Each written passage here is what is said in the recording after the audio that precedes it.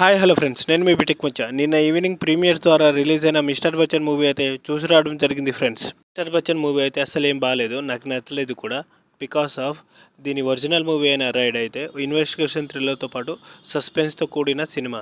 Mister Bachchan విషయానికి వస్తే ఒక కమర్షియల్ మూవీలా తీద్దామనుకున్నారు, కానీ అదే బెట్స్ కొట్టింది ఫ్రెండ్స్. ఇన్వెస్టిగేషన్ థ్రిల్లర్ అంటే ఒక క్యాట్ అండ్ మౌస్ గేమ్లా ఉండాలి, కానీ ఒకటే కొట్టుడులా ఉండొద్దు. ఎట్లయినా హీరో గెలిచినప్పుడు ఇంకా మూవీ ఎందుకు చూడడం ఫ్రెండ్స్.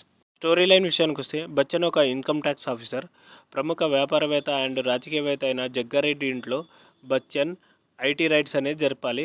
అసలు జరిగిందా లేదా, అసలు ఎలా చేశారా అనేదే స్టోరీ. ఒక routine commercial movie friends. First half love, second half మొత్తం ఇన్వెస్టిగేషన్ లా ఉంటుంది.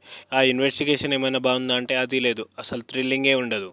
వన్ సైడ్ కొట్టుడు, హీరో కొట్టుకుంటా పోతాడనమాట. మూవీలో ఏమైనా మంచి విషయం, నచ్చిన విషయం ఏమైనా ఉంది అంటే అది భాగ్యశ్రీ గారు. భాగ్యశ్రీ గారి యాక్టింగ్ అయితే చాలా బాగుంది. తన డబ్బింగ్ కూడా తానే చెప్పుకుంది. ఆమెకు ఒక మంచి రోల్ పడిందనే చెప్పుకోవాలి.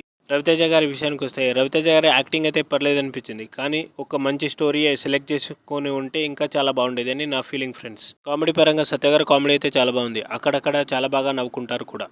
మికీ జే మేయర్ సాంగ్స్ అయితే పర్లేదు అనిపించింది ఫ్రెండ్స్. ఒకటో రెండు సాంగ్స్ కూడా బాగున్నాయి. ఎడిటింగ్ కూడా బాగుంది. ఎడిటింగ్ చేసింది కేజీఎఫ్ ఫ్రేమ్ ఉజ్వల్ గారు. డైరెక్టర్ హరీష్ శంకర్ గారి గురించి మాట్లాడుకోవాలంటే హరీష్ శంకర్ గారు తీసేదే రీమేక్ మూవీస్. మళ్ళీ దాని కథ అంతా చెడదెంగి, ఉన్న పాయింట్ని చెడదెంగి, మొత్తం ఏదో కలిపి ఏదేదో చేసేసి ఒక కళాఖండాన్ని అయితే మనకు అందించాడు ఫ్రెండ్స్. ఇలాంటి మూవీ తీస్తా అన్నప్పుడు దాన్ని మీరు రీమేక్ అని ఎందుకు చెప్పడం? ఆ రీమేక్ వల్ల అట్లాంటి ఫేవర్ ఏమైనా ఉంటుందేమో అని మేము ఎక్స్పెక్ట్ చేస్తే, ఇందులో ఏమో చెత్త ఒక రొట్ట స్టోరీ అయితే మాకు అందించారు మీరు. తేజ గారు రీమేక్ల జోలికి పోకుండా ఒక మంచి స్టోరీతో వస్తే బాగుంటుందని నా ఫీలింగ్ ఫ్రెండ్స్.